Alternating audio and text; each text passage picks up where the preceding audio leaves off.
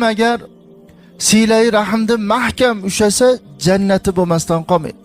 Kim agar aka, uka, opa singlisini ziyorat qilaman deb uydan chiqadigan bo'lsa, har bir bosgan qadamiga 10 ta savob yozilib, 10 ta gunoh kechirilar ekan. Har bir bosayotgan qadamiga jannatdan bitta bino qurilar ekan. Har bir bosayotgan qadamiga farishtalar qanotini soptirar ekanlar. Ustozlarimiz aytadilarki, aka, uka, opa singlisini ziyoratiga chiqqan inson oyog'ini yerga qattiq bosmasinki, farishtani qanotiga ozor berib qo'yadilar. Bunaqa savob qayerda bor?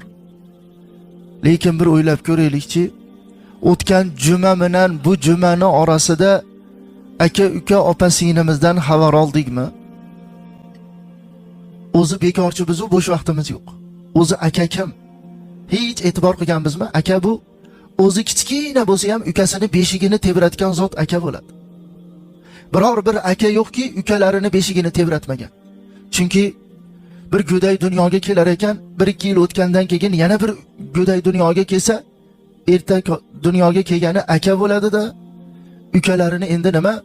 Bor beshigini tebratib qo'y, yig'layapti desa, yiqilib, turtinib, surtinib, bo'yi yetmasa, osilib ham bo'lsa, ukalarini beshigini tebratgan zot aka bo'ladi. Aka kim desa, aka bu qo'ni qo'shninikida to'y bir marosim bo'ladigan bo'lsa, ukasini qo'lidan yetalab olib kirib, o'zi osh yemasa ham ukasiga osh yegizgan zot aka bo'ladi. Aka kim desa, bo'yi tengi bo'lgan ukasini ko'targan zot aka bo'ladi. Yaqinda ijtimoiy tarmoqda bir nozik bo'yi uzun bola semiz bolachani ko'tarib olibdi-da, aytishyapti, "Voy bola, og'irlik qiladi bu yuk, o'smay qolasan."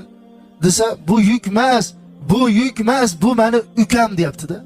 Har qancha og'ir bo'lsa ham ko'taraman deyapti. Endi ukalar bir e'tibor qilaylikchi. Shu beshigimizni tebratgan deb, yoki yoshligimda ko'targan deb ehtirom qilalyapmizmi? Hech bo'lmasa ikkita emas, bitta non ko'tarib borib xabar olalyapmizmi? Aka kim desa, aka bu biror bir shirinlikni yeyotgan paytida u shirinlikni tishlashni iloji yoki bo'lishni yo sindirishni iloji bo'lmasa, uka men ham yeyman desa, bitta o'zi yalab, bitta ukasiga yalatib, bitta o'zi yalab, bitta ukasiga yalatgan zot aka bo'ladi. Aka kim desa, aka bu ukangni mashinaga almashasanmi yo pulga almashasanmi deb pulni yo mashinani kalitini ko'rsatilganda almashmayman deb qizg'anib, ukasini oldidan hech qayerga ketmagan zot aka bo'ladi. Mehmon o'sha pulni ko'rsatgan yo mashinani kalitini ko'rsatgan mehmon ukasi tarafga qarab men olib ketaman desa, ukasini quchoqlab qizg'anganidan yiqitib yuborgan ham aka bo'ladi. Aka kim desa, uka yig'layasa qo'shilib yig'lagan zot ham aka bo'ladi. Aka kim desa, aka bu vaqti soati yetib ukasidan har qancha qilgan yaxshiliklarni evaziga yaxshilik ko'rmagan ham shu aka bo'ladi. Mana alhamdulillah ko'pchiligimiz akalarimiz bor-u, shu aytilgan narsalarni hech qilganmizmi?